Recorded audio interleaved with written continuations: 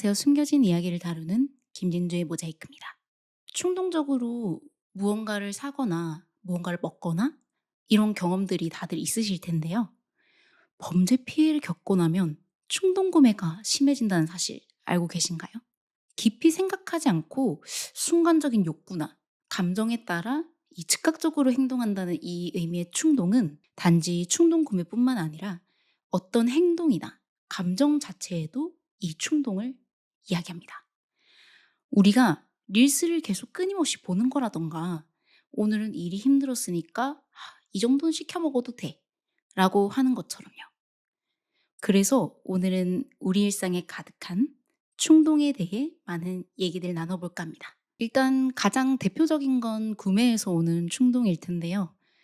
부끄럽지만 저는 범죄 피해를 당하고 나서부터 충동 구매를 꽤 오랜 시간 동안 해왔었어요. 흔히들 얘기하는 보상 심리처럼 스스로에게 주는 선물이기도 했지만 그보다 더 컸던 건 오늘 내일 언제 죽을지도 모른다는 그 불안감? 그 불안감에 하루하루 즉각적으로 내가 원하는 걸 가져야겠다라는 이 욕구를 통제하지 못했어요. '내일 죽는다면 무엇을 할 것인가?' 라는 스티브 잡스의 명언을 잘못 해석한 거죠. 충동적으로 소비하는 것에 대해서 죄책감을 가지면서도 계속 해 나갈 수밖에 없던 시절이 있었는데요. 실제로 범죄 피해자분들과 이야기를 하다 보면 저랑 비슷한 부분들이 있더라고요. 소비가 과해져서 신용불량자까지 되는 경우도 있더라고요. 그제서야 '이 충동이라는 게 꽤나 심각한 문제구나.'라는 생각을 한 것 같습니다. '도대체 왜 이런 현상이 일어날까?'라는 걸 한번 생각해 봤어요. 범죄 피해를 입고 나면 모든 상황에서 피해자가 제3자가 되는 것 같은 느낌을 받을 때가 있거든요. 범죄의 주체가 어떻게 보면 가해자잖아요. 가해자들의 행위로 일어난 일이기 때문에 이미 범죄 피해자는 주체적인 역할이 아니죠. 그리고 범죄 피해를 겪고 나면 치료만 해서 되는 게 아니라 조사도 받아야 되고 어떤 걸 증명하기 위해서 서류를 내야 할 때도 있고 그런 것처럼 이 모든 일련의 과정들이 되게 카오스, 혼돈의 시간처럼 느껴졌어요. 그래서 이 예측하지 못한 일들로 가득한 이 범죄 피해자가 결국 택할 수 있는 게 충동 구매다라는 생각에 이르기 시작했던 것 같아요. 일단 구매 자체가 내가 선택권을 쥐고 무언가를 상품을 고를 수 있고 택배도 뭐 언제쯤 올 수 있다는 거를 알림을 받잖아요. 그렇다 보니까 이 '통제할 수 있는 상황을 무엇이라도 만들고 싶다.'라는 그 간절함이 '충동 구매와 연결되지 않았나.'라는 생각이 들더라고요. 그리고 범죄 피해를 겪고 나면 현실감이 많이 떨어져요. 실제로 어떤 사건을 설명하더라도 우리가 다 듣고 나서도 이해가 안 되는 부분들 있잖아요. 그 당사자도 그렇거든요. 내가 무슨 꿈을 꾸고 있는 것 같고, 누군가 몰래카메라나 실험 영상을 찍는 것 같고, 차라리 제가 트루먼처럼 조종당해도 좋으니까 그냥 한 쇼의 일부분이었으면 좋겠다라는 생각을 가질 때도 있었어요. 심지어 아예 세상에 대한 불신이 깊어지신 분들은 아예 집 밖으로도 잘 안 나가세요. 그렇다 보니까 이 택배라는 게 세상과 가장 간편하고 가깝게 현실감을 주는 수단인 것 같다라는 생각이 들더라고요. 충동 구매라고 하니까 몇백만 원씩 써야 충동 구매라고 생각하실 수도 있지만 꼭 큰돈만 충동 구매가 아니에요. 요새 거리에서 인형 뽑기나 뭐 가차샵 이런 것들이 엄청 많이 생겼잖아요. 어디에서 한번 들은 적이 있는데 사람들이 뭐 인형 뽑기나 이런 오락에 쉽게 빠지는 게 많은 사람들의 심리 상태가 좋지 않고 사회적 피로도가 누적돼 있는 현상이라고도 하더라고요. 인형 뽑기만큼 가성비 있는 게 없는 것 같아요. 동전 몇 개로 스스로 움직여서 이 결과가 바로 나오기도 하고 성공했을 때는 실제로 내가 뽑았다는 게 눈앞에 보이니까 뭔가 진짜 내가 컨트롤한다는 느낌이 들잖아요. 현실에는 노력해도 안 되는 것들 그리고 노력해도 결과가 곧장 보이지 않는 것들이 많잖아요. 그렇다 보니까 그런 지점에서 이런 오락 요소들이 더 끌리게 되는 거라고 하더라고요. 다른 취미에 비해선 많은 투자가 필요 없기 때문에 실패해도 부담 없이 끝낼 수 있으니까 '인형 뽑기 정도야. 뭐 뭐 몇천 원 날렸네.' 이렇게 하고 그냥 끝내면 되는 거니까요. 이 충동이라는 게 결국 간편함과 즉각적인 결과를 준다면 정말 뿌리칠 수 없는 구조가 될 것 같다라는 생각을 했어요. 그래서 이 대한민국의 빠른 배송들이 감사하면서도 위험하다는 생각이 들기도 하더라고요. 그리고 우리가 어딘가 외출하거나 친구들과 약속을 잡거나 이러면 꼭 들리는 데가 있잖아요, 마지막에. 인생 네컷이나 어떤 뭐 사진을 남기기 위해서 약속을 끝내기 전에 막 "여기 가자. 여기 가서 사진 찍자." 이런 얘기를 하곤 하잖아요. 이것도 충동과 관련이 있다고 하더라고요. 저도 피해 당시에 사진을 엄청 많이 찍었어요. 지금 생각해 보면 '왜 그렇게 많이 찍었었지?' 라는 생각이 들 정도로 다들 친구랑 막 같이 인생 네컷을 찍으러 오는데 저는 혼자 거리를 걷다가도 인생 네컷을 찍으러 들어갔었거든요. 지금 생각해 보면 내 존재가 지금 여기 있다는 걸 확인시켜 줘서였던 것 같아요. 사진은 영원히 남는다고 하는 것처럼 이만큼 정확하게 증명해낼 수 있는 게 없잖아요, 내가 이 세상에 존재한다는 걸. 게다가 사진을 찍으려면 더 나은 모습으로 찍고 싶으니까 노력하잖아요. 그러면 일상의 어떤 순간보다 빛나 보이고 그런 내가 원하는 모습을 찍을 수 있다는 게 매력적이기도 했던 것 같아요. 이뿐만 아니라 외모에도 엄청난 관심을 가지게 되는 것 같아요.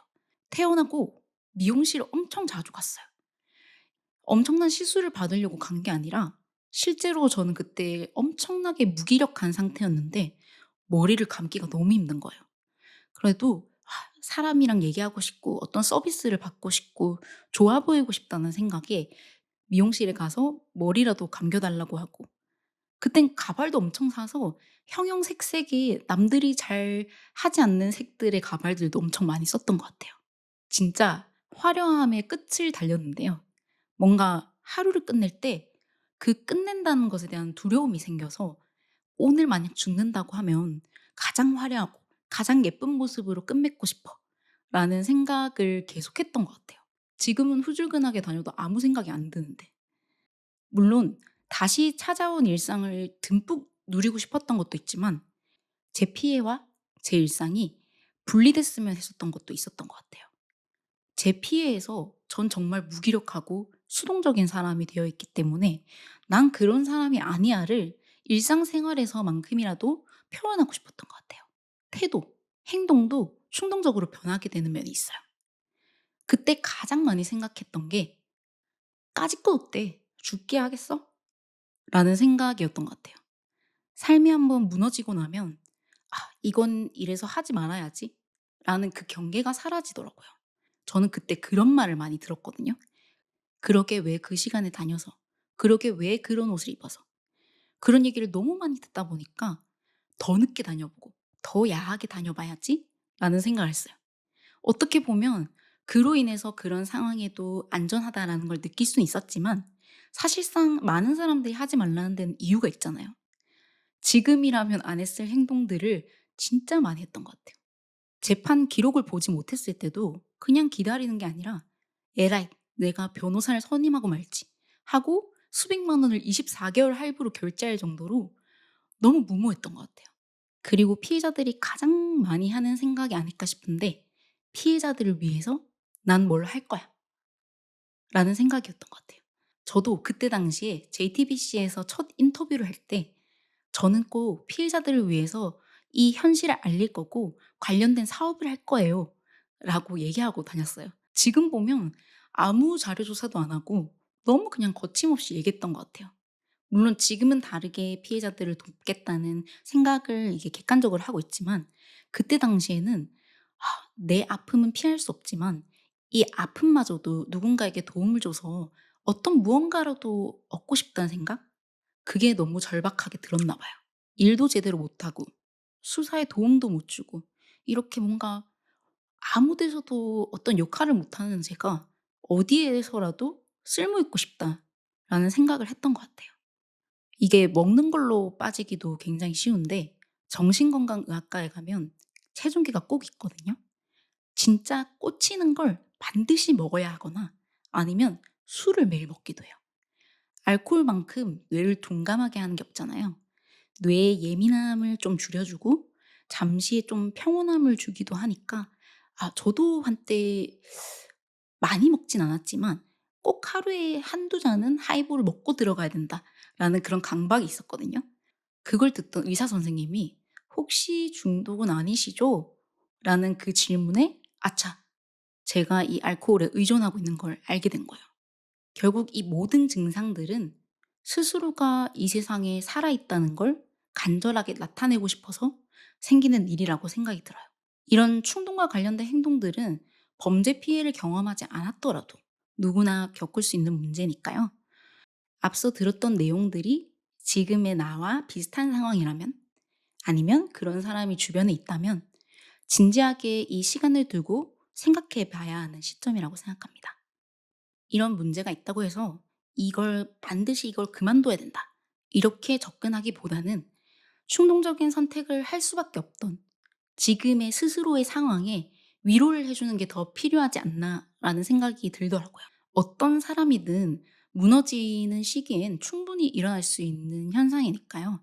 충분히 사람답고 충분히 그럴 수 있다는 걸 꼭 얘기해 드리고 싶고, 여러분의 충동은 어떤 것인지 궁금합니다. 댓글로 남겨주시고요. 숨겨진 이야기를 다루는 김진주의 모자이크, 오늘은 여기까지입니다. 감사합니다.